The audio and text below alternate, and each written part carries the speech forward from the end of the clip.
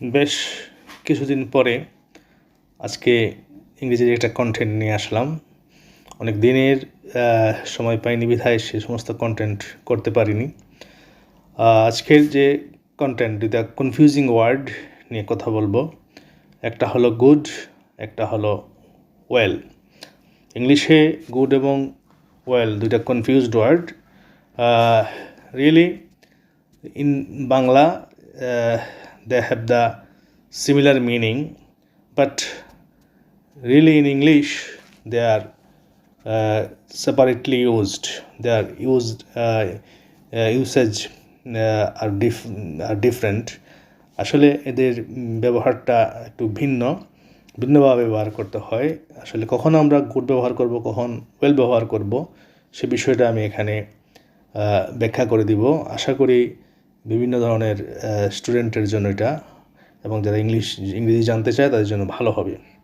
এখানে আমি যদি প্রথম একটু গ্রামাটিক্যাল বেসড যদি আমি ব্যাখ্যা করি, আমরা সবাই জানি আসলে গুড শব্দটা হলো একটা অ্যাডজেক্টিভ ওয়ার্ড। গুড হলো একটা অ্যাডজেক্টিভ ওয়ার্ড হুইচ মিনস, এটা বলতে বোঝায় ইট ডেসক্রাইবস এ নাউন। এটা একটা নাউনের বর্ণনা করে, অথবা ইট ডেসক্রাইবস এ থিং, অথবা একটা জিনিসের বর্ণনা করে।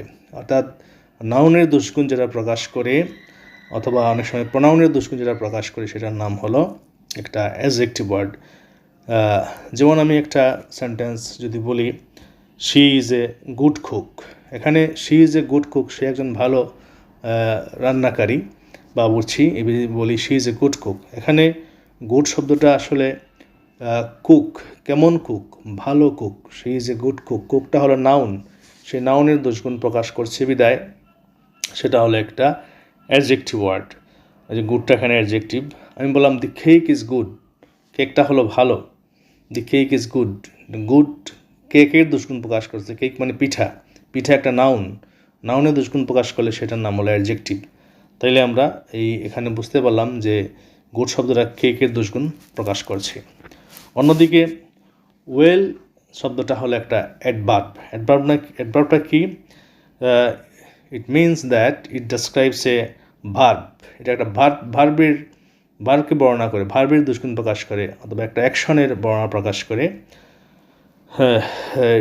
যেমন শি কুকস ওয়েল, সে ভালো রান্না করে। শি কুকস ওয়েল, সে রান্না করে। ওয়েল মানে ভালো। আসলে রান্না করা, কাজ করা, এটা হলো ভার্ব। ভার্বের দুষ্গুণ প্রকাশ করলে আমরা বলবো এখানে অ্যাডভার্ব। যেন ওয়েল বলবো, শি কুকস গুড। আর সে ভালো কি সেটা প্রকাশ করতেছে না, অর্থাৎ রান্না করে কিভাবে ভালো, এই জন্য শি কুকস ওয়েল বলবো, শি গুড বলবো না। এখানে ওয়েল শব্দটা ডেসক্রাইব কাকে করে, বর্ণনা করে কাকে? কুক শব্দটাকে প্রকাশ করে। আমি আরেকটা উদাহরণ বললাম, I am doing well today. আমি করছি ভালো। আই এম ডুইং গুড না, আই এম ডুইং ওয়েল। আমি করছি। আই এম ডুইং শব্দটা হলো ভার্ব। কেমন করছি, কীভাবে করছি? আই এম ডুইং ওয়েল, এটা এখানে গুড হবে না। এখানে ওয়েল শব্দটা এটা কাজের দুষ্গুণ প্রকাশ করতেছে। সুতরাং আমরা যদি সংক্ষেপে বলি যে আমরা কখন আমরা গুড আর কখন ওয়েল আমরা ব্যবহার করব, আমরা বলবো এটাই। যদি আমি ইংলিশে বলি, if you are describing a thing or a quality, যদি তুমি যদি তুমি থিংকে আমরা কোন জিনিসকে আমরা ডেসক্রাইব করি, তখন আমরা বলবো গুড, আমরা বলি গুড। আর যদি আমরা অ্যাকশনকে, আমরা কাজকে বর্ণনা করি, তখন আমরা বলবো ওয়েল। তাহলে মোটামুটি আশা করি এখানে আমাদের বিষয়টা ক্লিয়ার হয়ে গেছে। আমি লাস্টে একটি প্রশ্ন রেখে শেষ করব। যখন আমি যদি বলি একটা প্রশ্ন, তানহা লুকস, এখানে গুড না ওয়েল? তানহাকে ভালো দেখাচ্ছে, তানহা লুকস গুড না ওয়েল? এবং কেন এখানে আমরা গুড বা কেন এখানে ওয়েল লিখবো, সেটা কমেন্টে বর্ণনা করলে মানে সবার কাছে আরও ক্লিয়ার হবে। সবারকে যারা অংশগ্রহণ করবে তাদেরকে বলবো সেটা বলার জন্য।